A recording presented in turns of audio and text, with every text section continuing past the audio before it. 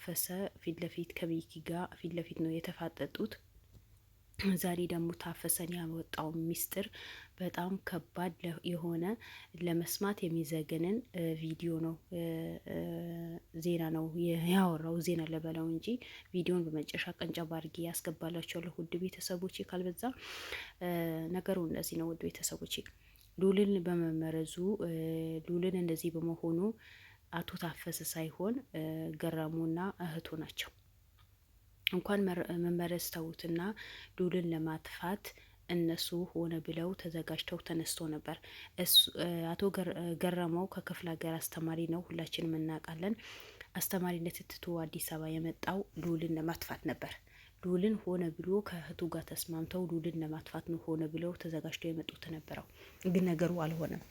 ሉልን ሳያገኙት በፊት እነሱ ሉልን መረዘውታል። ሉልን ምንም ነገር ለምንድን ነው ተብሎ የታፈሰ ሲጠየቅ ሀብት እንዳይጠይቅ የአባቱ ሚስጥር ከሰማ ይጨርሰናል አያስቀምጠንም በማለት በጣም ስለሚፈሩት ለሉልን እሱን ለማጥፋት ነው እህቱ ደውላ እትሉ ብለህ አዲስ አበባ ናና ሉልን ማጥፋት አለብን፣ ሉልን ማስወገድ አለብን ብለው ነው የመጣቸው የነበረው። እኔ ምንም ነገር የለብኝም። በእርግጥ በዛ ሰዓት የአቶ አርጋቸው ሱቅ ንብረት የተቃጠለው ዝም ብሎ ከመሬት ተነስቶ ነው እንጂ ወርቁን አይደለም ያቃጠለው። ወርቁ በዛ ሰዓት ቤቱ ሲቃጠል ጀሪካን ይዞ ከዛ ሲሄድ አይቼ ነበረ። ግን እሷ ወደ አሁኑ ጠርታኝ ቤቱ የወንድሜ ቤት የወንድሜ ሱቅ ወርቁ እንዳቃጠለው መናገር መመስከር አለብህ አለችኝ። ምክንያቱም የያዘችብኝ የቤተሰብ ሚስጥር አለ። ያ ሚስጥር በጣም ከባድ የሆነ ሚስጥር ነው። ያ ሚስጥር እንዳታወጣብኝ እሺ ብዬ ቤቱ የሉል አባት ወላጅ አባቱ ወርቁ ማለት ነው ሳያቃጥለው እሱ አቃጥሎታል ብዬ መስክር ያለው ያን አስገድዳይ ነው። አንተ የወንዳ ልይጫ ሴት ልጅ እንዴት ነው የምታስገድድ? ቪዲዮ ይዛብኝ ነው የሆነ ሚስጥር ይዛብኝ ነው ቤተሰቦቼ እንዳይበትኑ ነው። ለእውነት ከቆንኩ ለምን ቤተሰቦች ለምን አይበትኑ? ለምን ደግሞ አይበትኑት ቤተሰቦች? ለእውነት በቃ መቆም አለብን። ሚስትህን የአንተ ሚስት ከአንተ ጋር እንዳትለያይ ልጆችህ እንዳይበትኑ ብለህ ልጅና አባት ይህን ያህል አመት አንድ ሰው 30 አመት በሆኑ አንድ ቤት አግቶ ማስቀመጥ ማለት ምን ማለት ነው? ሁለተኛ ደግሞ ሳይሞት የሌላ ሰው ስክሪን አምጥታችሁ ሙተዋል ብላችሁ ቤተሰቦቹ ዘመድ አዝማድ እንዲረዳ ማድረግ ምን አይነት ከብት ስለሆንክ ነው? ከብት እኔ ከከብትም ከብት ሆን ከሰው ነህ። ያንተ ቤተሰብ እንዳይበተን ተንጠንቅቃ ስራህን ትሰራለህ። የሌለ ነገር አምጥታ ትናገራለህ። እሺ የሉል ቤተሰብ መበተን ምን ይሉታል? ሉል ይህን ያህል መሰቃየት ምን ባገባው ነው? ምን ባደረገ ነው? ለምን እንደዚህ ያደርጋል? ዛሬ መጥቶ ቪዲዮ ይዘውብኛል፣ ቢራ ጠጥተን አረቄ ጠጥተን እንደዚህ አድርገው ቪዲዮ ያዙብኝ፣ ቪዲዮ ቀርጸው ቪዲዮ ያዙብኝ፣ ለባለቤት ያሳዩብኛል፣ ባለቤት ትሄዳለች እንዴ? ሰው ለእውነት ይቆማል እንጂ በዚህ እድሜህን አቶ ታፈሰ በዚህ እድሜህን ለእውነት ቁም እንጂ ለውሸት ለምን ትቆማለህ? እሺ ውድ ቤተሰቦቼ በጣም አስገራሚ የሆነ ነገር በዛ ሰዓት የሉል አባት ሞተዋል ብሎ ያወሩትን እዛ ገጠር ላይ ባለ ሀብት ነበረ ተባለ። እዩት፣ በሰው ህይወት ላይ ምን ያክል እንደሚጫወቱ ምን አይነት ባለጌ እንደሆነ እዩት። ባለ ሀብት ነበር። እዛ ባለ ሀብት ዘበኛ ነበረው። ያው ምስኪን የኔ ቢጤ ያ ምስኪን እንዲሞት እንዲጥፋ ተደርጎ ከዛ ወርቁ የታገተበት ቤት ተወስዶ ይሄ አቶ ታፈሰ የሚባለው የሉላ ክስት አምጥታ የሆነ ቅጠል አለ ቅጠል አምጥታ መርዝ ነገር አምጥታ ሰታኝ ያስክሬኑ ፊት ቀባሁት አለ። ፊቱ እንዲህ ያየሁት ቀለጠ አለ። እንደ እንትን መጀመሪያ ማን እንደገደለው አላቅም አለ። እሷ ናት ያስገደለችው ነው ያለው። ግን ፊቱ ማለት ይሄ ወርቁ ነው አይደለም። መቼም ቤተሰብ አስክሬን ከፍቶ ያያል አይደል? አስክሬን ከፍቶ ሲያዩ እንዳይለዩት አምኖ እንዲቀብሩት ፊቱ እንዳይታወቅ በመርዝ አቃጠል ነው አለ። እንዲህ ያየሁት እሳት ሆኖ ተቃጠለና ፊቱ ተበላሻለ። አስቡት። ሰው በዚህ ልክ ውዙ ቢላሂ ምን ሸይጣን ረጂም ሰው ለብር ብሎ በዚህ ልክ በሰው ህይወት ላይ ይጫወታል። በዚህ ልክ ሰው ይዋረዳል።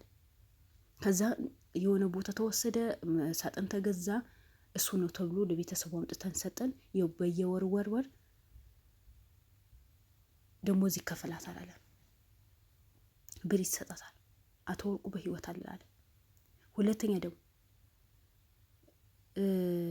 ሚስጥር የያዘችብኝ ግንኙነት ሲያደርጉ ምን ሲያደርጉ የያዘችበት ቪዲዮ የወርቁ እናት በህይወት አለች፣ ወይም የሉል አያት ማለት ነው። የሉል አያት ቤት ካርታ አምጥቶ የሉልን አክስት እንዲሰጣት። ማንን? አቶ ታፈሰ። ይሄ ሴታ ሴት ታፈሰ ሴጣን ያፍሰው እንጂ ያ ነገር ደግሞ አልተሳካም አለ። ወርቅ ንብረት፣ ብዙ ንብረት የወርቁ እናት ይዛው የተቀመጠችው ንብረት አለ። በጣም በእድሜ ሄደች ሴት ናት ተባለ። የእሷ ንብረት በሙሉ ሰርቆ አምጥቶ ለእሷ ሊሰጣት ነው የፈለገችው ነበረው። አሁንም ደግሞ የሉላ አክስት የት እንዳለች የት እንደተደበቀች ወንድሟ ራሱ ነው የሚያውቀው። ከእሱ ጋር ተመካክሮ ነው ያደረጉት ነው የሚለው። ግን እሱ በነ ሚኪ ስር ውስጥ አይደለም ወይ ያለው? የኔ ጥያቄ እንዴት ሊያውቅ ቻለ? እንዴ ምንድን ነው ቃቃ ጨዋታ የሚጫወቱት እነዚህ ሰዎች? ገረሙ አቶ ታፈሰ ያውቃል ይላል። አቶ ታፈሰ ደግሞ ገረሙ ያውቃል፣ ከእህቱ ጋር ተመካክሮ ነው የሚያደርጉት። እሺ አቶ ገረሙ ተብዬው አስተማሪው በነ ሚኪ ስር ነው ያለው። እንዴት እህቱ ማን እንዳገታት እንዴት እንዳለች በምንድን ነው የሚያውቀው? አልገባኝም። በምንድን ነው የሚያውቀው? ስልክ አይጠቀሙም። እንዴት ሊያውቅ ቻለ? ኧረ አታሳብዱን እናንተ አብዳችሁ፣ እናንተ ብር አሳብደዋችሁ፣ እናንተ መጠጥ አሳብደዋችሁ፣ እኛም አታሳብዱን። ተውት፣ ከዱል ራስ ላይ ውረዱ። አሁንም ደግሞ እሷ ተይዛ እስር ቤት ካልገባች ዱልን ከማጥፋት መቼም ወደ ኋላ አትልም ነው ያለው። አስቡት። አሁንም ገና ዱል ለማጥፋት ሆነ ብሎ አቅዶ የተነሱ ነው። እሱ ከክፍለ ሀገር የመጣው ዱል ለማጥፋት ነው አለ። ዱልም የሉል እናት ምን ባደረጉ? ሰርቶ ስለበሉ እንኑር ባሉበት፣ ህዝብን ባገለገሉበት፣ ለህዝብ ትሎ ፈጥኖ ስለደረሰ ለሉል ይሄ ይገባዋል። ስለዚህ አሁን ወርቁ እዛ ጋለ እዚህ ጋለ ብዬ መናገር አልችልም። እሷን ይዛችሁልኝ ያ ቪዲዮ ካስጠፋችሁልኝ የያዘችው ሚስጥር ስላለ ያ ነገር ከተወችልኝ እኔ ዛሬ ነገ ታስተነፍሰዋለች፣ የቤተሰቦቼ ይሰማል፣ ሚስቴ ታኝ ትሄዳለች፣ ልጆቼ ትተውኝ ይሄዳሉ በማለት በፍራቻ ነው ያለሁት። እናንተ ወንድ ልጅ ሆኖ እንዴት ሴት ልጅ ታስፈራራዋለች? ወንድ እንደ ወንድ ሲሆን ነው እንጂ እንዴት በሴት ልጅ እጅ ያድራል? እንዴት ሴት ልጅን አስፈራርታው አፍሮ ሱሪውን ዝቅ አድርጎ ይኖራል? ወንድ ልጅ እኮ ቀበቶ የሚታሰረው እኮ ጀግና ስለሆነ እኮ ነው። ቀበቶ የሚታሰረው እኮ ጀግና ወንድ ስለሆነ እኮ ነው። እና እንደ ሴት ቀሚስ አትለብስም? ለምን ቀበቶ ትታጠቃለህ? ጀግንነት ምኑ ላይ ነው? አስፈራራኛለች፣ እንዲህ ብላኛለች፣ እንዲህ አንድ ጥፊ የሚበቃ ሴትዮ እኮ ናት። ምንድነው በዚህ ልክ የምትገበገበው?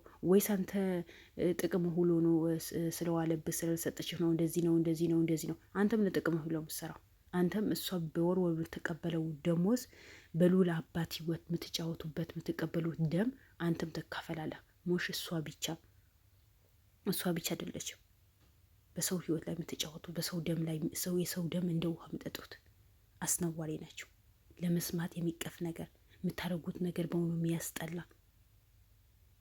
አሁን ዛሬ ደግሞ ከመሬት ተነስቶ ሉልን መመረዙ እኔ አላቅም፣ እነሱ ናቸው። እጅ የለበትም። እንደዚህ ምስጢር ነገር አታማክረኝም።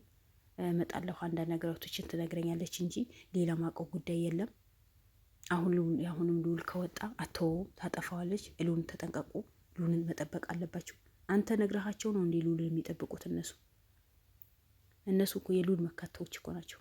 ሉልን እንኳን ራስ ምታት ይዘው የሚጨነቁ የሚሳሱለት፣ ጎንበዝ ቀና የሚሉ የሚለፉለት ጀግኖች እኮ ናቸው።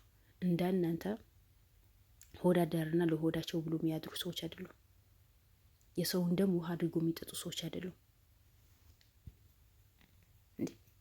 ጉደኛ አይደላችሁም እንዴ እናንተ? በሰው ህይወት ላይ ትጫወታላችሁ። ኧረ ተው። ሰውን ቁማር አስይዛችሁ እናንተ እንደ ቁማር ትጫወታላችሁ። ሰው እንኳን ቢያንስ የሚባል ነገር አይዘውም። በፈጣሪ ያለ እኔ ስለ እነዚህ ሰዎችን በጣም አስቀያሚ የሆኑ የሰውን ህይወት ምንም አይመስላቸው ሰውን ምንም አይመስላቸውን እኛ ብቻ ተደስተን እንኑር፣ እኛ ብቻ ደስተኛ እንሆን የሚሉ ህዝቦች ናቸው። ጥሩ አይደለም፣ ጥሩ አይደለም። ሰው እንደ ሰው ማሰብ አለባችሁ።